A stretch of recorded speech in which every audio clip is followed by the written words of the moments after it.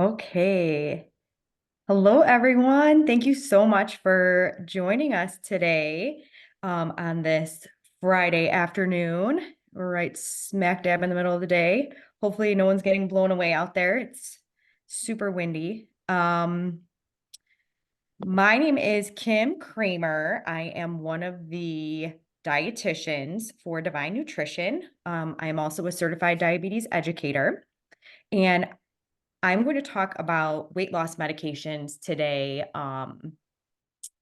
in particular, like one specific group of weight loss medications that have been used and are being used on the market quite a bit now. Please feel free as we're going through this. If you do have questions, I'm going to take all the questions at the end because I feel like there might be some questions that come up that will be answered during the session. So if you want to either ask them at the end, you could turn off your microphone and ask it, or you can put it in the chat box, whatever you feel most comfortable, and we can have a little powwow at the end to see what people want to talk about. All right, and then just a little background on me. As far as being a dietitian, I've been in practice for about 19 years. I have been a diabetes educator for the last 10 years. And I do, I teach weight loss classes. I do focus a lot on weight loss and diabetes. That's, 100% of what I've been doing for the last 20 years. So I do have quite a bit of experience with people on the weight loss medications on a regular basis too. So I do see hundreds of patients on weight loss medications. So that's what we're going to talk about today. All right. Okay. So with the outline, what I am going to address, I'm going to address the different types of weight loss medications, in particular, one class of medications. We're going to talk about the side effects of this. We're going to talk about studies about these weight loss medications. We're not going to go into wild depth in this, just talking about some studies out there and then how nutrition and exercise can also play a role. All right, so the main weight loss medication that I am going to talk about today is the big one. It's the GLP-1 RAs, and a lot of times we'll just hear them called GLP-1s. So that's how I'm going to address them going forward in today's visit. So it's glucagon-like peptide 1 receptor agonist, and that's what the whole name for it is, but I'm not gonna keep repeating that. So it'll just be GLP-1s. So what this does is it mimics the GLP-1 hormone in the body. So it acts as a hormone and a neurotransmitter. And I do have some pictures to kind of show you in a couple slides, just because pictures help me as far as like things making a little bit more sense with it. So this is the class of medication that's really hot right now in the weight loss world and the diabetes world. What the GLP-1, it's an appetite regulating hormone secreted by our intestinal cells, and it helps in different areas of the brain with appetite regulation and food rewards. Okay, so this GLP-1 group is used for both weight loss. It has weight loss medications attached to it, and it also has type 2 diabetes management. It's a drug for type 2, or some people use it for both. So some people that are type 2 and wanting to lose weight, then they're able to use the diabetic one, and then they're able to lose weight as well, because it does help with that. So let's kind of talk about this in a little bit more depth about exactly what the GLP-1 is doing. So it decreases hunger. It increases our fullness, our satiety. It gives us that delayed gastric emptying, which makes it so that we stay fuller longer. And it also decreases the food rewards, inside of our brain. So it decreases that food noise, as some people may have heard it called that as well before. So with the hunger and the role of the GLP-1s in the brain, what is actually going on with this is that there's a couple different types of hunger, and I don't know if anyone's I mean, I could probably sit there and do a whole entire presentation on, like, hunger and, different types of hunger and things like that, but there's homeostatic hunger and homeostatic eating, which is like eating because we're actually hungry inside of our bodies. Like our bodies are telling us, I'm hungry. I'm either like, weak, my stomach is growling. We're getting those actual feelings when we need to be eating our food.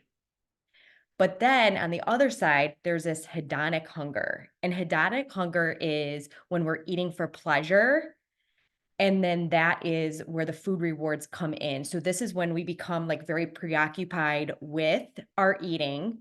We have a lot of the food noise. This is when, say, we go to a restaurant and we eat food, and we have a full meal, and then the dessert tray comes, and then we say, "Oh, well, we're really full inside, but that food looks really good, and we know it's gonna taste really good." So we keep going, and we say, "Oh, no, I'll have some dessert," and we eat even though we know our bodies are very full already. That's where that hedonic hunger comes in.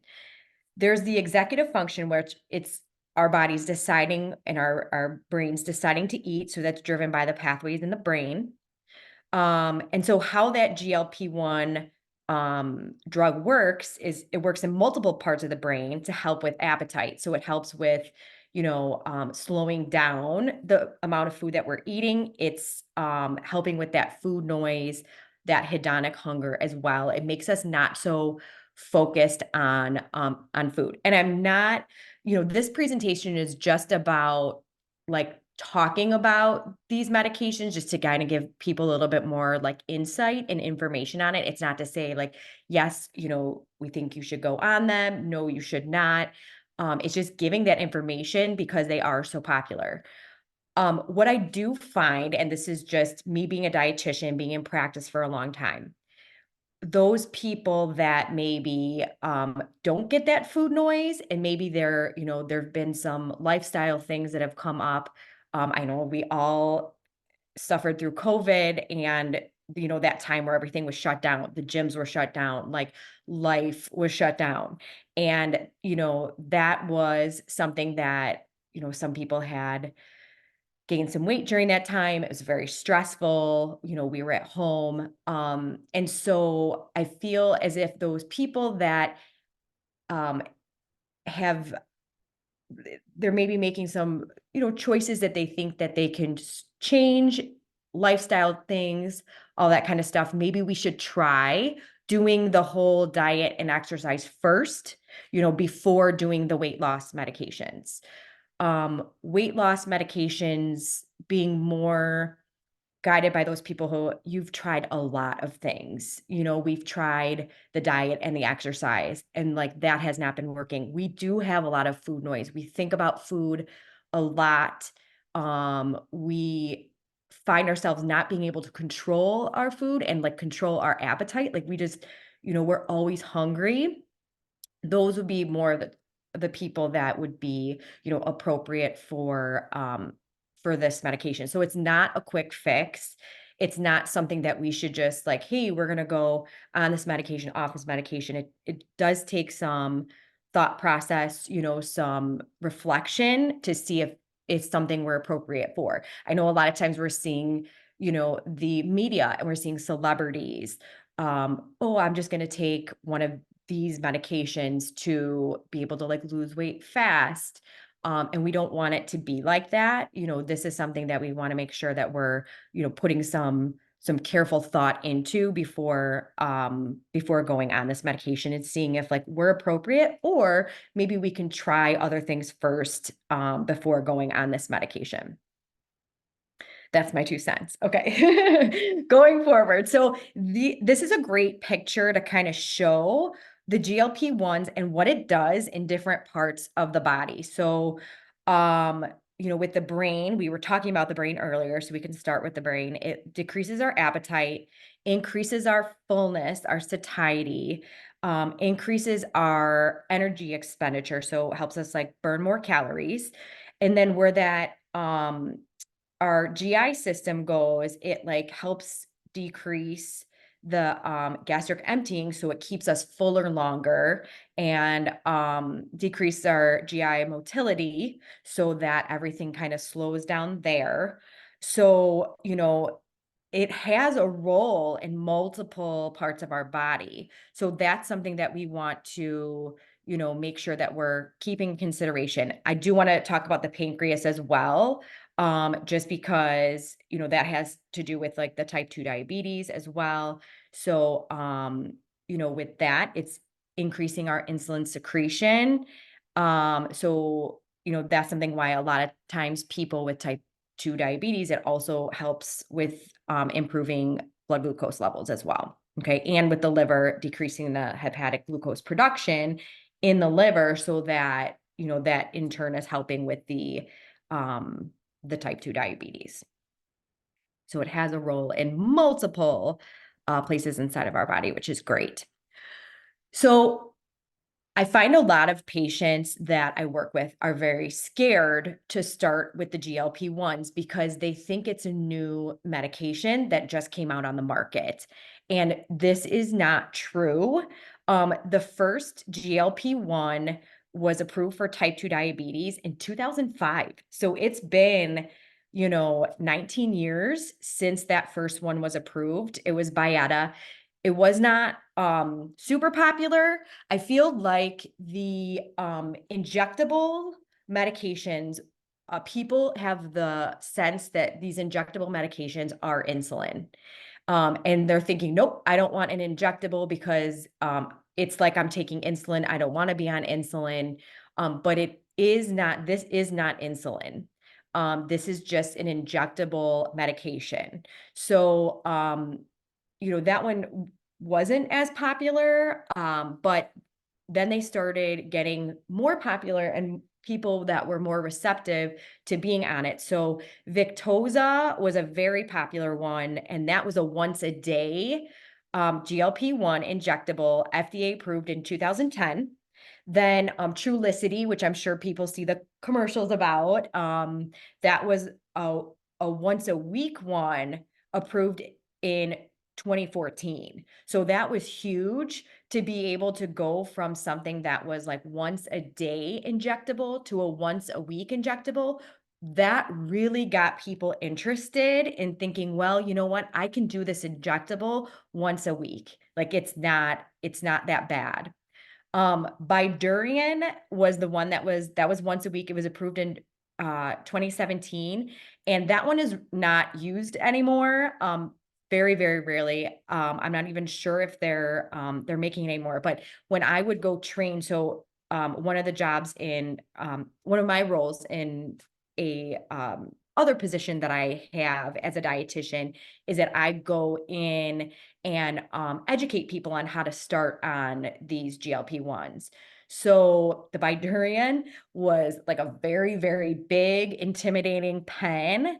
And you had to actually hit your hand 80 times before you were able to use it. So it was quite the medication that came out where, the technology, it just keeps getting better every year. Every day the technology is getting better. So that, is obviously not used anymore because there's so many other better drugs that you do not have to hit your hand 80 times to get it to work. So that was interesting. But Ozempic was FDA approved in 2017. So a lot of people don't realize that, and they're thinking Ozempic is like a new medication, and it's not. We have been using it for a long time in one of the offices that I work in, for people for type 2 diabetes. So I know things got, with the pandemic and everything in 2020, with things getting shut down, a lot of the popularity in the medications and everything like that. The focus was on so many other things that we weren't really, talking about all the diabetes medications then. In 2019, Rybelsus was the first oral GLP-1 approved for type 2 diabetes. So the thing with the Rybelsus is it needs to be taken at like very specific times over the course of the day. So it has to be taken, 30 minutes before eating breakfast in the morning. So it's very particular about, that needing to be taken at a certain time. And it's not quite as, it's a once a day medication because it's an oral, but it's not quite as popular as the injectables are. Mounjaro is one of the newer ones, FDA approved for type 2 diabetes in 2022. It was actually tried to be just for a weight loss medication, and then it was not approved before that. So came back, altered it, and then was able to get it into type 2, which I notice it also does help people quite a bit. Quite a bit of the type 2 diabetics I work with, it helps them lose weight as well. The FDA approval for GLP-1s for weight loss. So Saxenda was approved in 2014, and that was a once a day GLP-1 weight loss medication. Wegovy is the one that's very popular right now. It's a once a week weight loss medication approved in 2021, but they had to take it off the market because it was so popular they could not make enough of it. So it went on the market briefly, went off the market for about a year, and then came back on just because the demand was so high. I will tell you, it is still hard to find certain doses of the Wegovy. You have to be you have to call a lot of pharmacies to be able to do that. The good thing is that Zepbound was FDA approved in 2023, so very recently, but Zepbound is like it's giving that, like they're making it so it's like easier for Wegovy to be able to produce it because other people are going to be on Zepbound as well. So, they've got that competition. That's what I'm looking for the word. It's competition that we're really looking to be able to get more people what they need as far as their medications go. So this is a picture of the once a week GLP-1s. So here we have the Ozempic. So the Ozempic, that pen is right underneath it. I just wanted you to see how big that needle is. A lot of times people think it's an injection. They're thinking syringes. It's the tiniest, littlest needle ever. It like barely feels like anything. It does not hurt.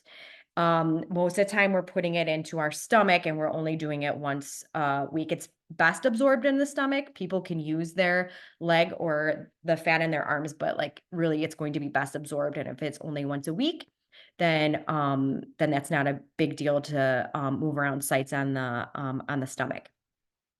The Trulicity and the Mounjaro look very similar. So basically all that is, there is a needle in there, but no one ever sees it. So people that are really needle phobic those are going to be a little bit easier for them because you never see a needle. And you barely feel it. You're just pulling off the bottom and pressing on the green button, letting it sit there for two whole clicks, and then easy peasy. That one is a single use, the Trulicity and Mounjaro. So it really is only, I know it's a lot of landfill waste, but it is also easy. A lot of times when people use this, they need to keep their other ones in the refrigerator, in the front of the refrigerator, so nothing freezes.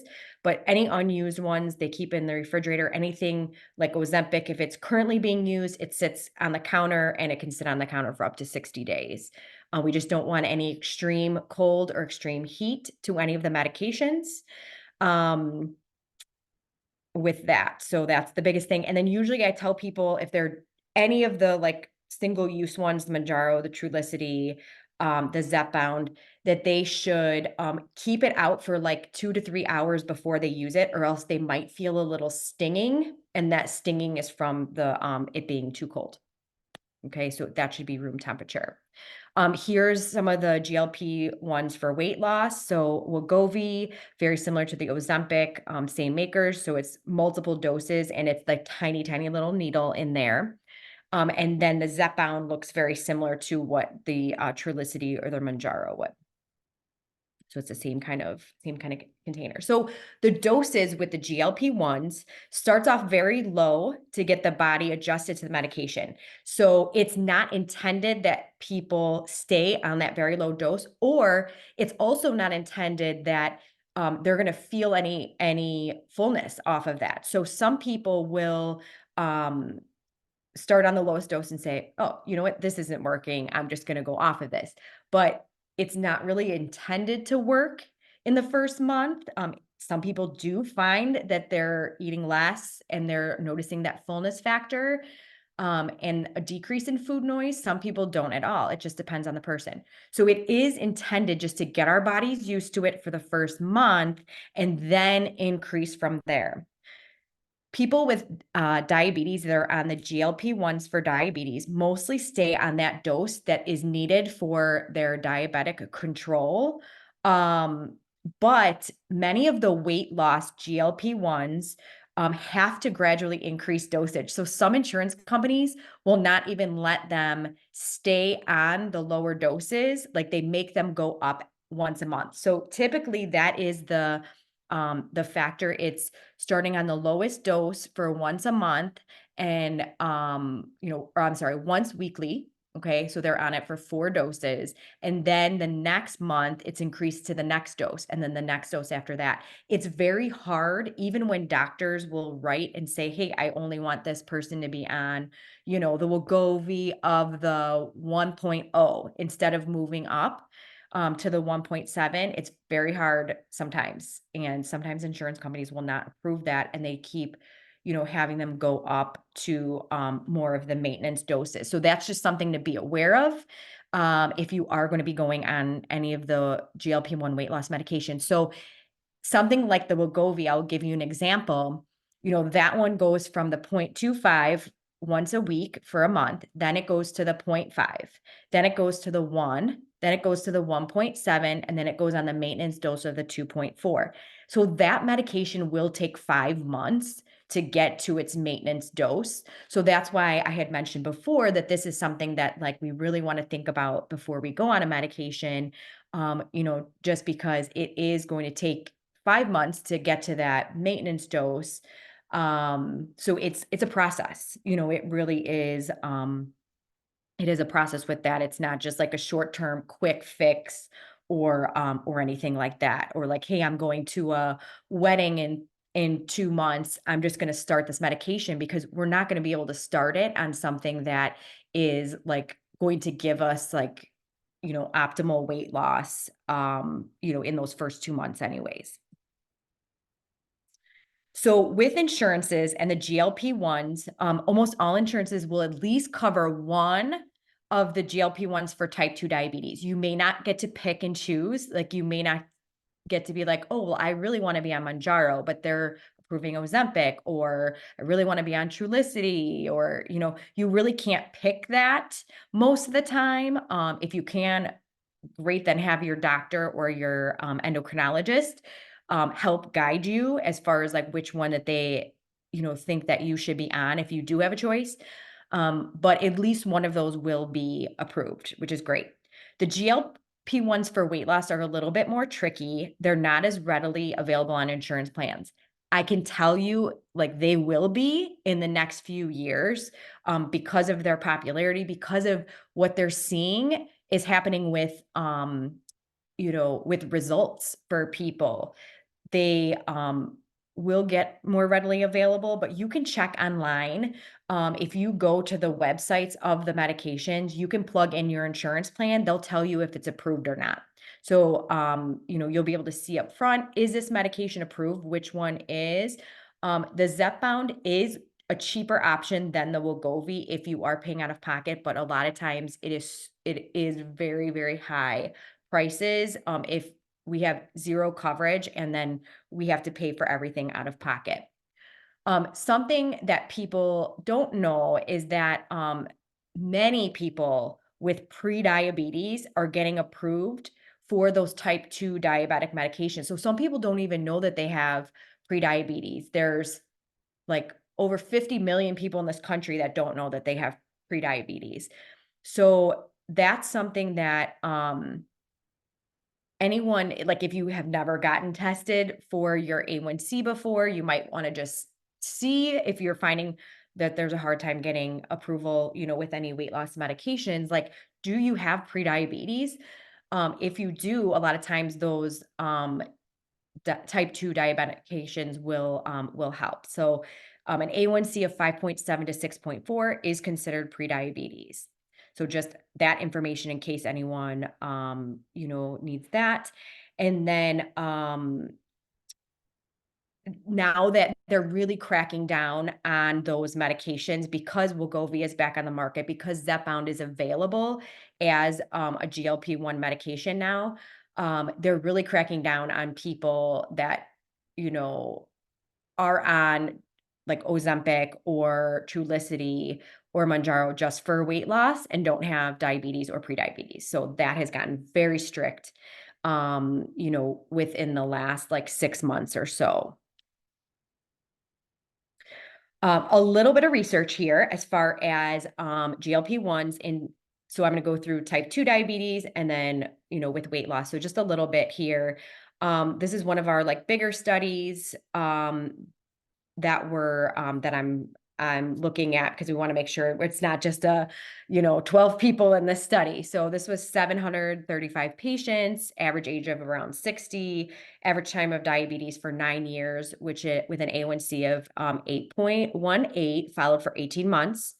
So the A1C, fasting blood sugar, and the body mass index all did decrease in this. So that was great. So the adverse side effects were reported at the first follow-up visit. So 13.8% did report adverse side effects, which we'll talk about in a minute of some of the side effects. And then 37 did discontinue the medication before the end of the 18 months. So, some people, it just wasn't for them and they discontinued the medication, and it's not for everybody. So, that's just something to mention as well. If you want to see more information on it, you can look at the article online. So that was for type 2 diabetes. This is for the GLP-1 use in weight loss with those without diabetes. I love these meta-analysis ones because they just already did all the legwork. They encompassed a lot of participants in these. So I really look at these a lot. So this was 11,459 participants.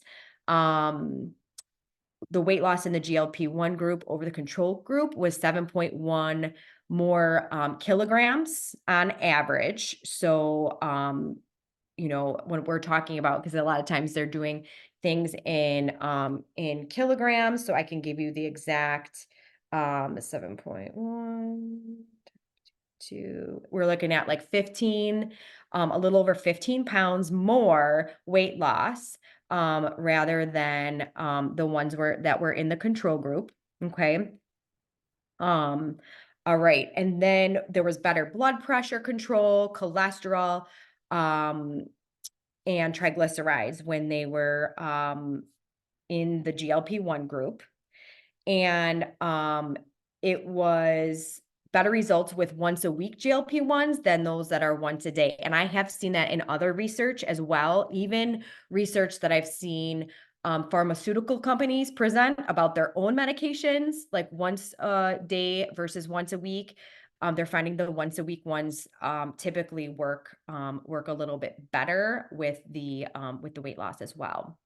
Most common side effects found in this study were vomiting, nausea, it was like more of like a like acid reflux kind of thing, diarrhea, constipation, abdominal pain. Okay.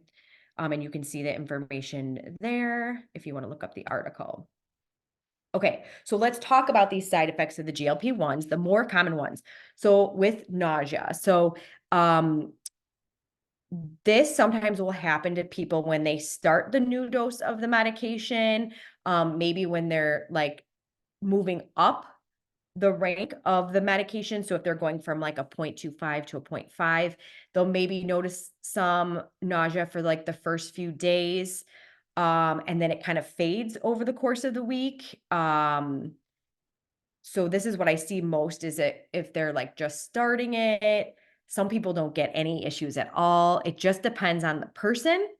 So, that's something we have to keep in consideration. Like, when are we going to start? Like, if you are going to be starting on one of these, when are you going to start it? You don't want to start it right when you have like something else going on, maybe when you're going to be at home and relaxing so that you can see if you have any adverse side effects. Vomiting, I don't really see that very often with patients, but perhaps on occasion. Diarrhea or like loose stools, or on the other end of things, some constipation, and abdominal pain. So those are going to be the like more common ones, that people would see with the GLP ones. Less common side effects, so pancreatitis in like rare, cases. So if someone has a history of pancreatitis, this may not be the appropriate medication for them to be on. Kidney issues, not so much for like, kidney issues from long-term, diabetes, but maybe like dehydration from maybe vomiting or something like that.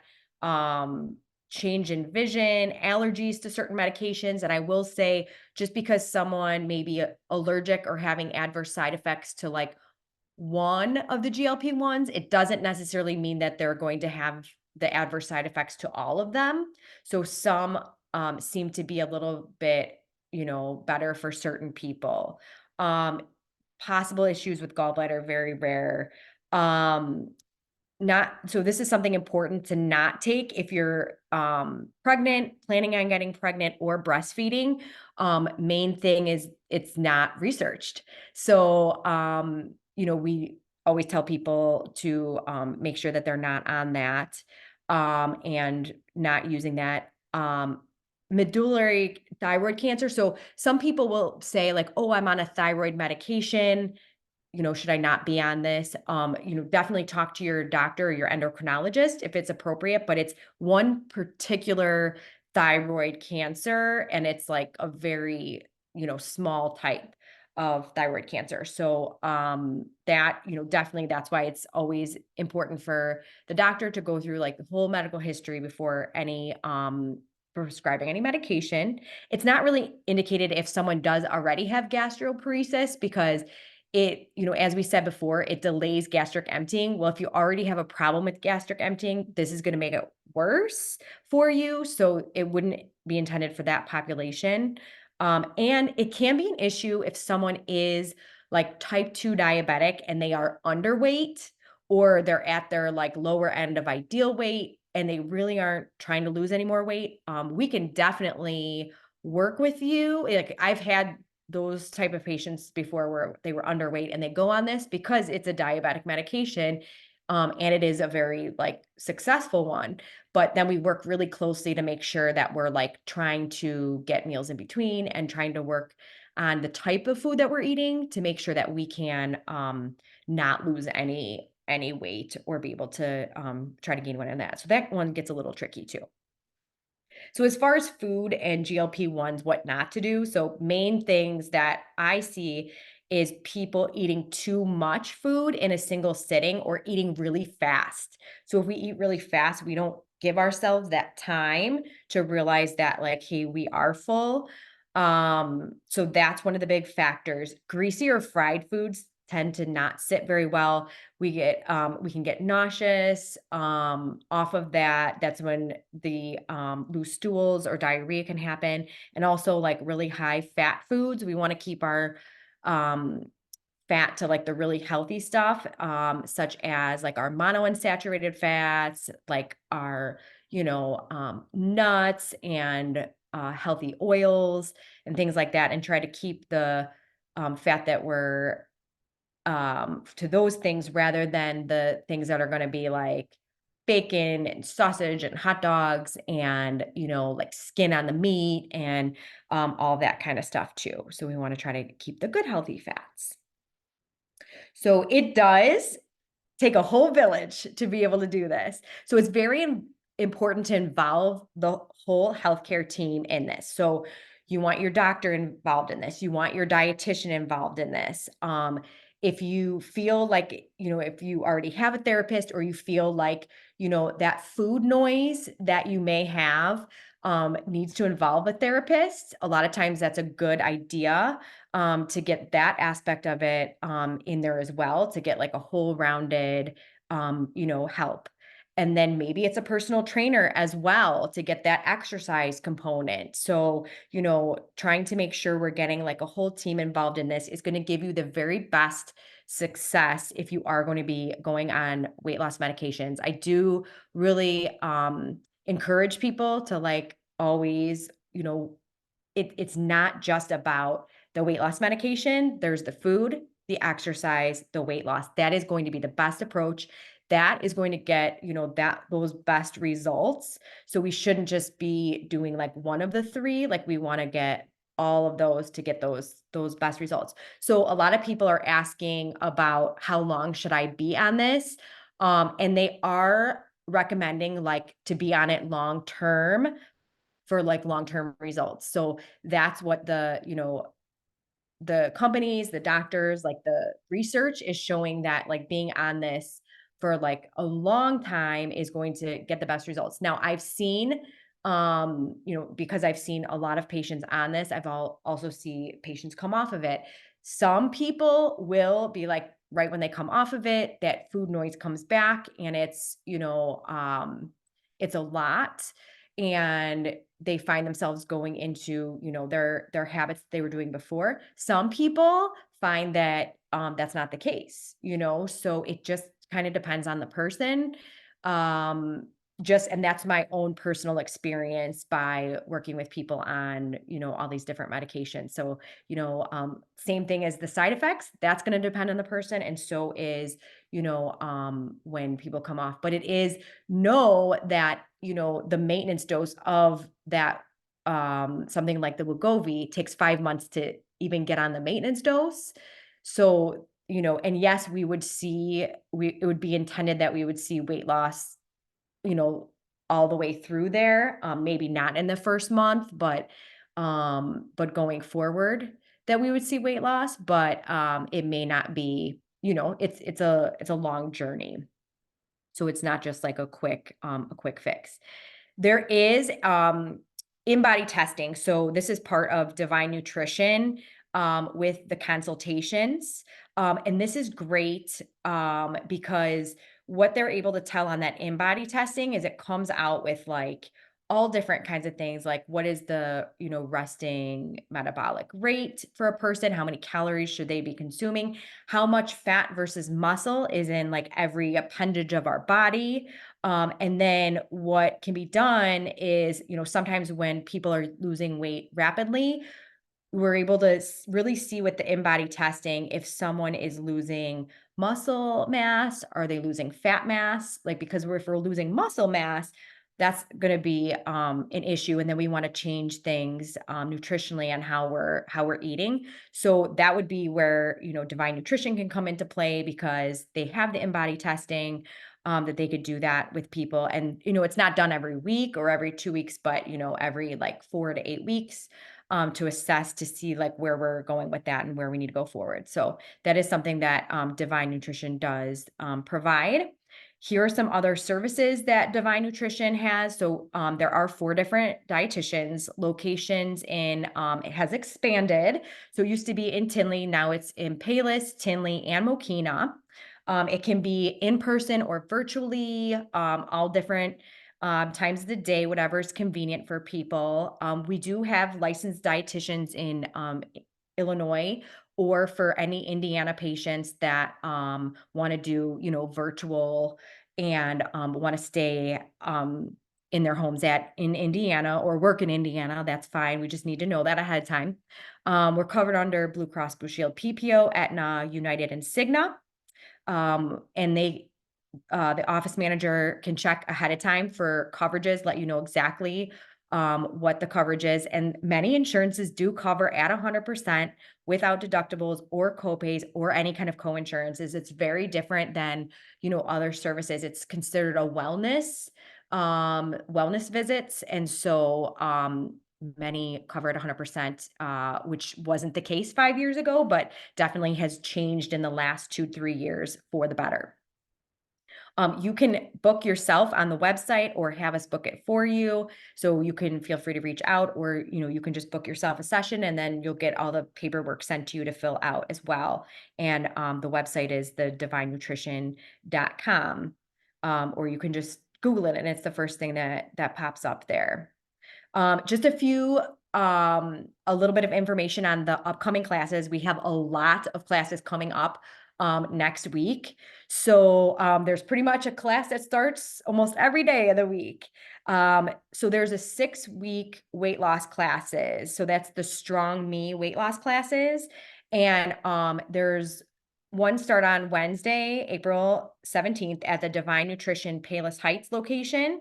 It's every Wednesday for 6 weeks, starting at 6:45 p.m. And then there's ones at the Oaks in Mokina starting Thursday, April 18th at 7 p.m. And then virtually, there's ones on Wednesday, April 17th as well. As far as what is received in these classes, it's weekly weigh-ins, weekly classes, materials, meal plans, snacks, and a lot of really great information. So if you would like to, sign up for this, definitely please reach out ASAP, because these classes are going to start next week and fill quickly. Also, there's a menopause masterclass starting on Monday. So this is like, get your information in today if you're thinking about this one. It's a 4-week series with class topics. It talks about hormone, sugar, metabolism, the menopause diet, sample menu ideas, myths versus truths, with supplements and treatment, and then recipes, exercise, information on bone health and strength. And again, this one, a lot of insurances, just like the Strong Me weight loss classes, many insurances will cover that at 100%, or there is a self-pay option, if not, of $200 for that class. Okay. And then if anyone wants to chime in at this time, otherwise I'm going to go through a couple of the questions on the chat that I did not cover yet. So we talked about how long people are staying on the medications, that it's more of a long-term thing. So someone asked about in the chat, someone asked about depression medication, how that can affect weight loss. So it depends on the specific depression medication. So some of them cause like an increase in appetite. And for that reason, some people may not be losing weight, or they might see themselves gaining weight on certain depression medications. So if that's the case with you, I would definitely reach out to your doctor and talk to them about that and see if they can switch around your depression medication. If you're trying to lose weight and it's not working because you have an increase in appetite with your depression medication. So one of the other questions was, how does it affect fertility and overall health? And that's something that, we had mentioned. If you're planning on getting pregnant, or you are pregnant or breastfeeding, we definitely should not be on the medication. Sometimes people will take these medications like, for like a couple years, like before they're looking to start a family. And then it'll sometimes, with like a lower weight, it can kind of help with fertility. It just kind of depends on the person and what they have going on. So always best to kind of, get tested, check with their doctors, and all of that as well. And we talked about the side effects. Okay, so yeah, someone had asked about the Rybelsus. Why do you gain weight once you stop taking medication? So that can happen even if like if your portions are higher, sometimes that can happen. So if you're not, if you had gone off a GLP-1, Rybelsus is indeed a GLP-1, but it's the only oral one on the market. So for in that case, you want to definitely do some like food logging to see like how many calories are you consuming on a regular basis. Are you working with a dietitian to make sure that like your calories are under control and everything with that. To someone else is asking about taking like the combination drugs from like compound pharmacies. So yeah, that's something I would definitely like if you're taking it, if you're going to somewhere like a med spa or anything like that and taking a medication there, I would definitely talk this over with your doctor and make sure that they're gonna be, like, okay with that, and that is, you want them to look over all your, like, health, um, history and everything like that, and you wanna make sure that you okay everything through a doctor. Someone else is asking about the average percentage of weight loss, weekly compared to traditional diet and exercise. That is, like, so hard to put like a value on because everybody is so different. Everybody's starting at a different point, as far in their weight loss journey. So, we have, people at all different starting levels. So the people that are higher on their original weight are going to lose a lot more weight than if someone's, starting at a lower weight. So that's gonna depend, but that one research study that I presented on that was, over 11,000 people did show like over that span of time did show like 15 more pound weight loss, with the GLP-1s rather than the traditional diet and exercise.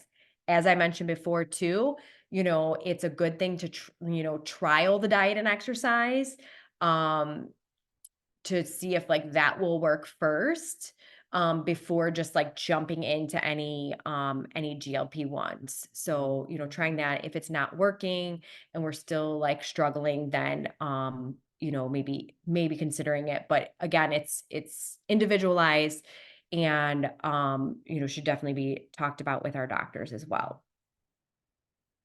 Great questions, everyone. What what else? Any other questions, concerns? And feel free, you can reach out to us on Divine Nutrition. And if anyone's looking to make any appointments or anything like that, please let us know. Kelly, is there anything else that Kelly Divine is the owner of Divine Nutrition? And she's on here too, recording it. Is there anything else that you wanted to add at this time?